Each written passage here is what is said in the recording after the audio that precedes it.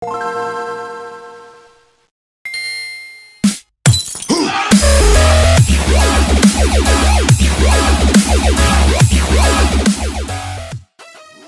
going on, guys? Horror. Who doesn't love a good scare every now and then? It gives you a good hit of adrenaline, and depending on who you are, you can have a laugh about it too. I personally seek out horror. I enjoy getting scared. It's loads of fun. Especially when I'm recording myself, because then it makes for good content. Well, no! But for some, it's not as exciting as that. No. It's more of a terrifying experience for them. They do not want anything scary to appear at any point in anything. And that's why we are here today to talk about the importance of horror in non-horror games. But before we get into it, only about 19% of you guys that watch these videos are actually subscribed, so please hit the subscribe button, hit the like button, and hit the notification bell so you stay up to date with our newest uploads. Anyway guys, I'm Chrono, let's jump into it. So, I'm going to start this off with an easy one, a true classic, Super Mario 64. What a classic this game is. The amount of times I've played it and the different ways I've managed to play it, like Nintendo 64, Nintendo DS, emulator, mobile, it pioneered this type of non-linear experience for future games to come. Back when it came out, it looked fantastic, and in my opinion it still stands up quite well today. It has a nice and beautiful colourful art style to it, and with the amazing, gorgeous soundtrack playing in the background, the nostalgia sinks in. But there is a point in this game where you have to travel to the level Big Boo's haunt. And this level is just straight up creepy. Really, a lot of the Boo levels in Mario can be put here, but this one takes the cake without a doubt. The walls are covered in this grungy, dripping texture. All the doors look like skin had been draped over them and stapled. Outside, the wind is blowing and the Boos are just constantly laughing. And not to mention, the creepy music playing in the background.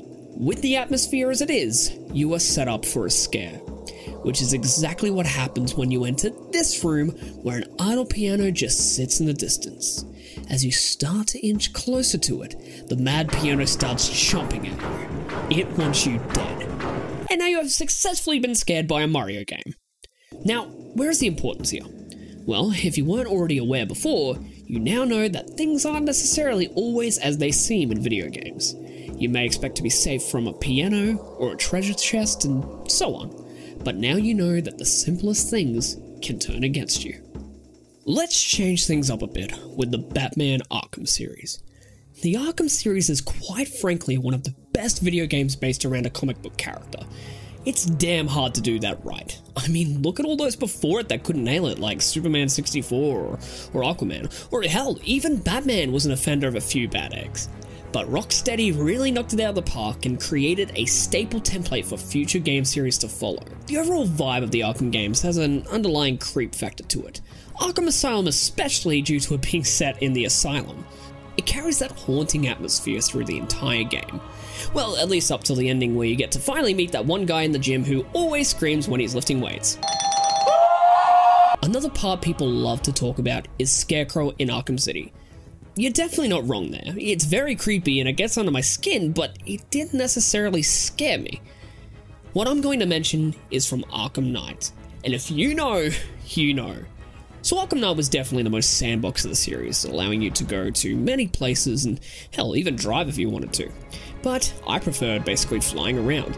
It was the coolest feeling seeing all of Gotham below you as you glide over. But if you started to get too high, like Icarus and his wings melting, you would be greeted by the infamous Man-Bat. This motherfucker jump scares you when you least expect it, and it had me shitting. And there isn't a pattern to it, it just happens randomly. But if you get it once, it only happens 2 more times before eventually you finally get to properly interact with him. Now, the importance of this is that scares can really be waiting around any corner without telltale signs of it coming. So, you are now able to prepare yourself for other games that may shock you without notice. Here's a classic, Metal Gear Solid 1.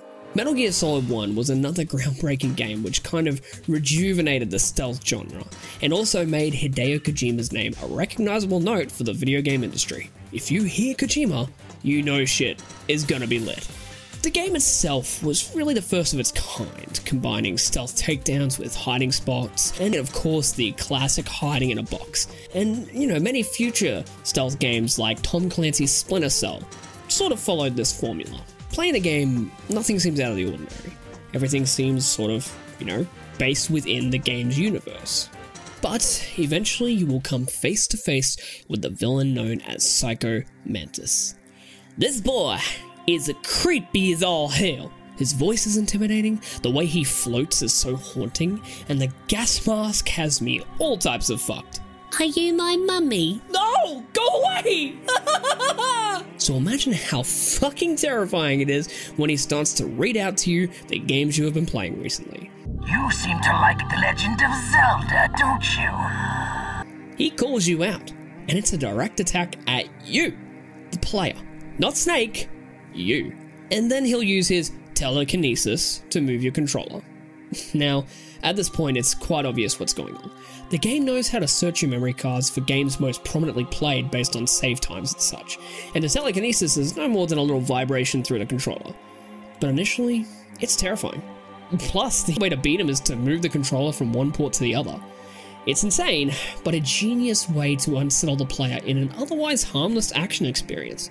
Now that you've played this, you understand the importance of fourth wall breaks in games. Whether you play a horror game like Eternal Darkness, or hell, even Arkham Asylum hits you with a pretty creepy fourth wall break.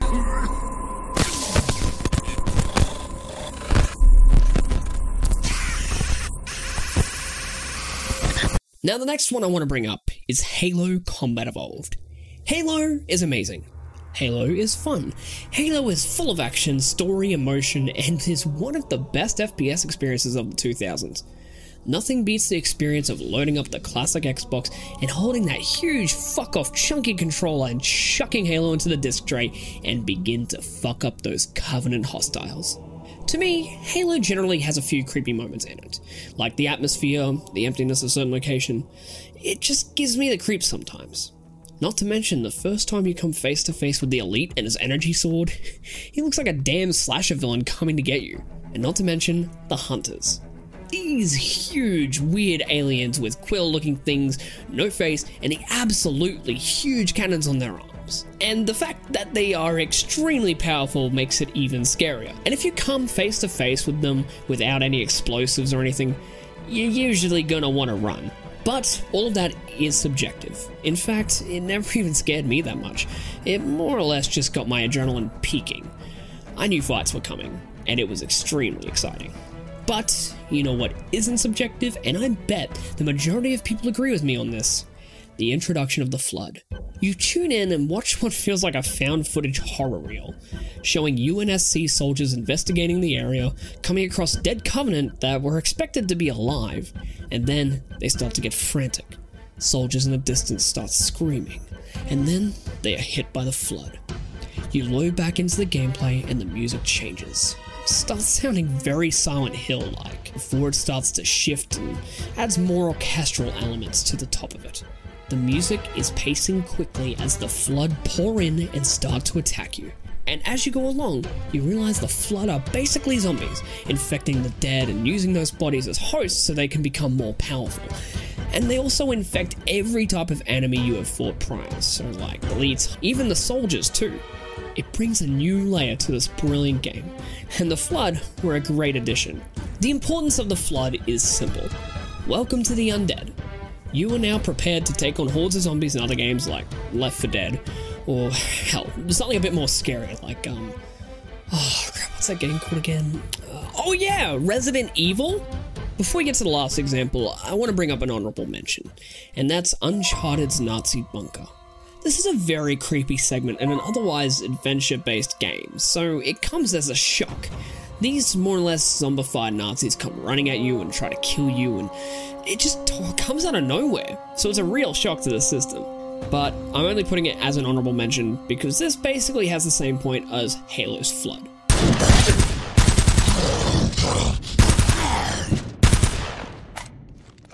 Here we are, the final mention of the video. What might it be, you're probably asking? There are a lot of different examples. What hasn't he covered yet? Well, here we are. on one of the most recognizable and influential pieces of horror in a game not known as horror, and that is from the Pokemon series. But which part could I be talking about? There have been sightings of the supernatural in almost every single Pokemon game to date. Well, I'm going to be listing two different examples here because they are both fairly well known, but I felt they both needed to be noted. The first, and the most obvious one, is Lavender Town. Lavender Town appears in quite a few of the Pokemon games, but it is most eerie in Pokemon Green. Now, why Green specifically? Well, the original Japanese version of Pokemon Green is where the original version of the song was released, and it is without a doubt the freakiest version of the song you can find. Now, apart from the music, what of the town? Well, it's a small empty town with a Pokemon cemetery in the top right corner, and the residents of the town all have creepy responses when you speak to them, like the infamous little girl who asks you if you believe in ghosts, and then exclaims to see a white hand on your shoulder. It's completely terrifying and would make anyone freak just a little.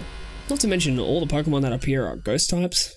Altogether, Lavender Town is a creepy anomaly. What importance does this share? Well, from entering the town, you now have an awareness that something isn't right. The eerie music always allows you to tune in and wonder what is going on. The creepy residents saying weird thing makes you even more aware that something isn't right. And you now know that if the music gets weird, something is weird. So, be prepared. And in that same vein, I have to mention the old chateau in Pokemon Diamond, Pearl, and Platinum. I'm gonna make this quick. The old chateau is an old haunted mansion with eerie music when you enter, and the possibility to see the ghost of an old butler who floats off screen. And it's creepy as hell. Oh, and also Rotom. So, that's fun. Anyway guys, I really hope you enjoyed the video. This was something a bit different, and I really do want to do a few more, not even a few more, I want to do a lot more of these sort of essay sort of based videos. Like the Thalassophobia one was a lot of fun. It was completely unscripted, so it was sort of a bit messy, but this one was scripted, and I'm hoping it turns out well. And you know, doing this video, I even learned a few things about the impact it had on me. So if you guys have any other examples that you want to list, please list them down below in the comments. Or if you have a suggestion for a video essay that you would like to see me do, I feel confident that I can deliver something fun. I do want to do another phobia video based on megalophobia, because obviously mention it in the Thalassophobia video. Anyway guys, until next time, catch you later.